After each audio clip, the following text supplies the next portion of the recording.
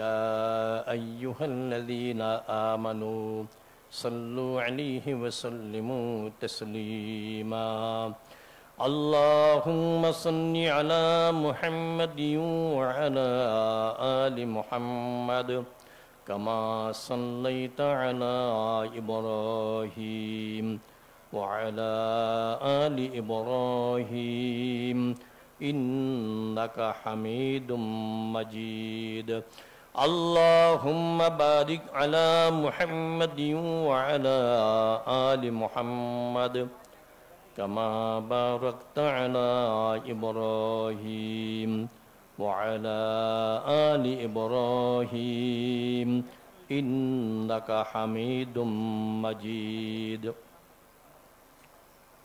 বাংলাদেশ জাতীয় সিরাত কমিটি আয়োজিত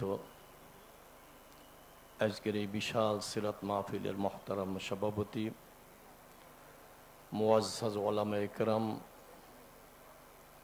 সুধী মণ্ডলী, সর্বস্তরের ভাইয়েরা, পর্দার আড়ালের মা ও বোনেরা,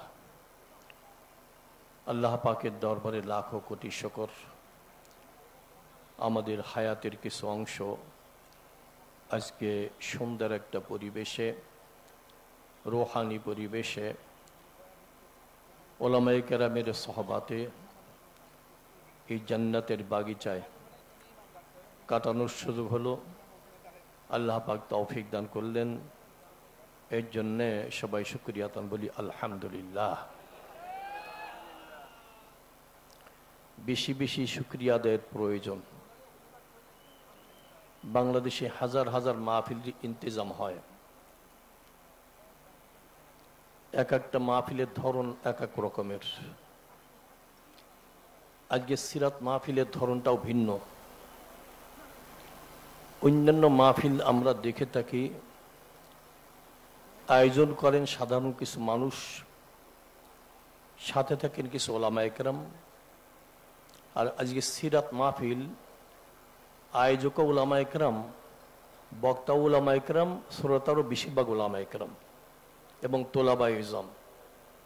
অত্যন্ত গুরুত্বপূর্ণ একটা মজমা আল্লাহ পাক আমাদেরকে দান করেছেন। আমার পরই আসছেন মহান বুজুর্গ মেহমান। আমি সংক্ষেপে দুই একটা কথা বলবো।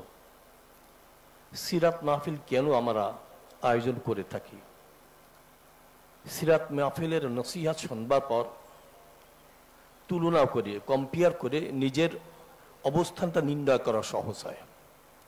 কি দরকার ছিল, আমার অবস্থানটা কি, কি করা উচিত ছিল, আমি কি করতেছি, এইটা তুলনা করে নিজের অবস্থানটা নির্ণয় করা সহজ হয়।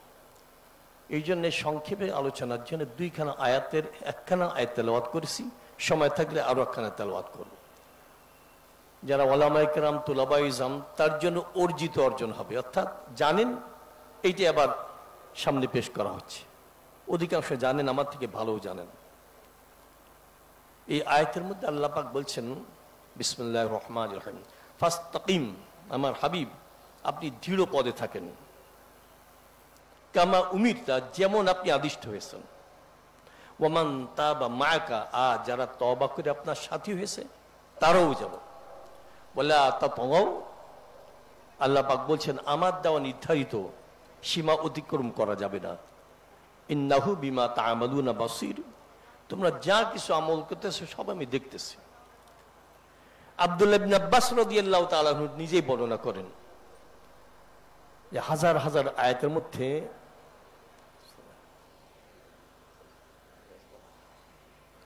সবচেয়ে কঠিন, রাসূলুল্লাহ সাল্লাল্লাহু আলাইহি সাল্লামের জন্য সবচেয়ে কঠিন আর কষ্টকর আয়াত হলো এইটা।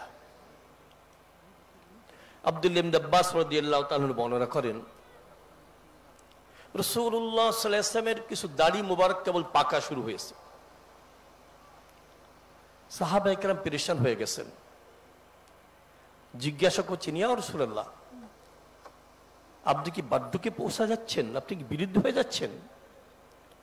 তখন রাসূলুল্লাহ সাল্লাল্লাহু আলাইহি ওয়াসাল্লাম বললেন আমাকে বৃদ্ধ বানিয়ে ফেলেছে, সেটা হলো সূরা হুদ, আমাকে বৃদ্ধ বানিয়ে ফেলেছে। এই কথার অনেক ব্যাখ্যা এসেছে। কেউ কেউ বলতে চান সূরা হুদের মধ্যে অনেক অতীত ইতিহাস ছিল, অনেক জাতির উপরে গজব নাজিল হয়েছিল, গজবের কথা এসেছে।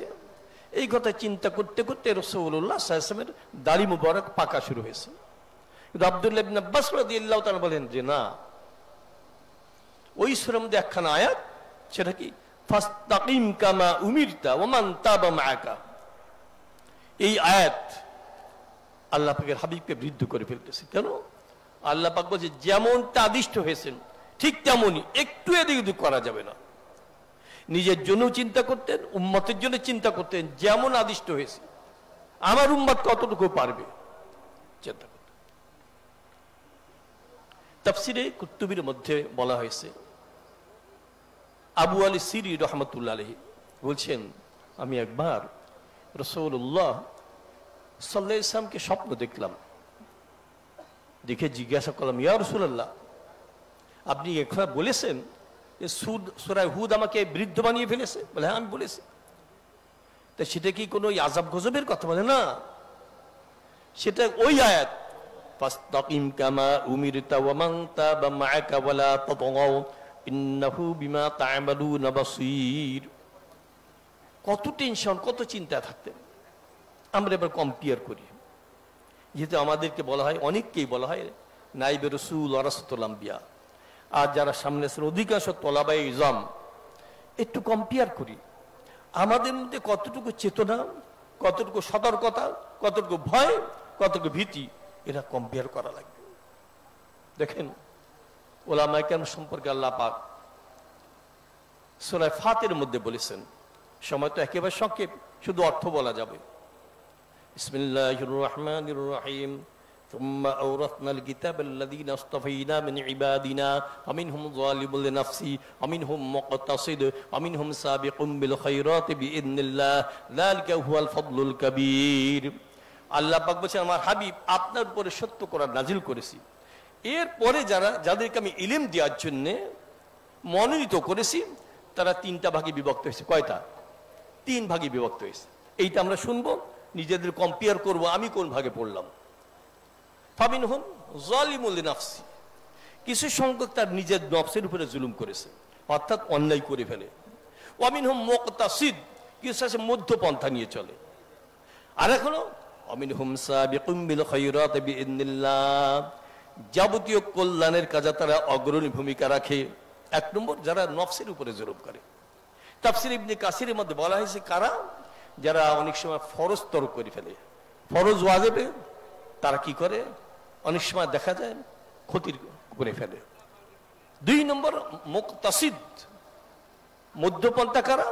ফরজ ওয়াজিব ঠিক রাখে কিন্তু অনেক সময় মুস্তাহাব ছেড়ে দেয়, মাহরুম কাজের মধ্যে জড়িত হয়ে পড়ে। আর ওয়ামিনহুম সাবিকুম বিল খায়রাতি বিইذنিল্লাহ, কারা যাবতীয় কল্যাণের কাজে অগ্রণী ভূমিকা রাখে, অর্থাৎ ফরজ ওয়াজিব সুন্নাত মুস্তাহাব পুরাপুরি আমল করে, হারাম মাকরুহ তাহরিমে তানজি সব থেকে বেঁচে থাকে। এরাই হলো কি যালিকা হুয়াল ফদলুল কবির। আল্লাহ পাক এদের পরে মহা করুণা আমার পক্ষের থেকে রয়েছে। তা আমরা কম্পেয়ার করে আমি কোন দিকে পড়লাম, কোথায় পড়লাম, কোন ভাগে পড়লাম চিন্তা করা দরকার। আমার মনে হয় সিদ্ধান্ত নেওয়া দরকার, যেটা হলো আমিনহুম সাবিকুম বিল খায়রাতি বিইذنিল্লাহ, যারা যাবতীয় কল্যাণের কাজে অগ্রণী ভূমিকা রাখে। আল্লাহ পাক সেই কাফেলভুক্ত আমাদেরকে করেন, সবাই বলি আমিন।